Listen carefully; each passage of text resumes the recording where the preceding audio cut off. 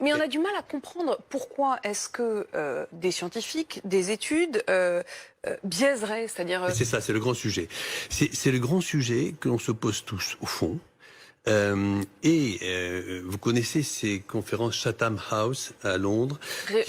Rappelez-nous exactement de quoi il s'agit.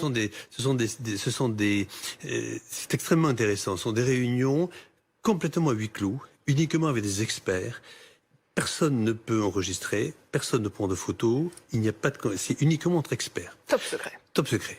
Mais il y a quand même eu une réunion l'autre jour des responsables des revues scientifiques, type Lancet, New England Journal of Medicine. Lancet, qui est donc la revue dans laquelle cette étude dont on parle. Ce sont des revues extraordinaires, ce sont des revues...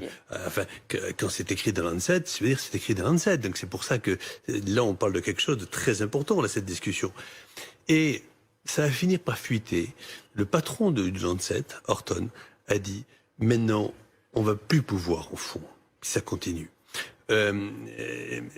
publier des données de recherche clinique parce que les laboratoires pharmaceutiques, aujourd'hui, sont tellement forts financièrement et arrivent à avoir de telles méthodologies pour nous faire accepter des papiers qui, apparemment, méthodologiquement, sont parfaits, mais qui, au fond, font dire ce qu'ils veulent à cela. C'est très, très grave. Mais ce que vous nous dites est très grave. Ça voudrait dire que ce sont les laboratoires pharmaceutiques qui mettent la pression, une pression y compris financière, j'imagine, sur les résultats scientifiques. Mais dans ce domaine-là, vous comprenez qui on peut croire encore aujourd'hui? Non, mais c'est pour ça que je me permets de vous en parler, parce que c'est un des plus grands sujets. Enfin, jamais personne n'aurait pu croire, comme moi j'ai fait de la recherche pendant 20 ans de ma vie, jamais j'aurais cru que le patron du Lancet puisse dire ça, et le patron du New England Journal of Medicine aussi. Il a même dit que c'était criminel. Le mot a été employé par eux. C'est-à-dire que, si vous voulez, quand il y a une épidémie comme le Covid,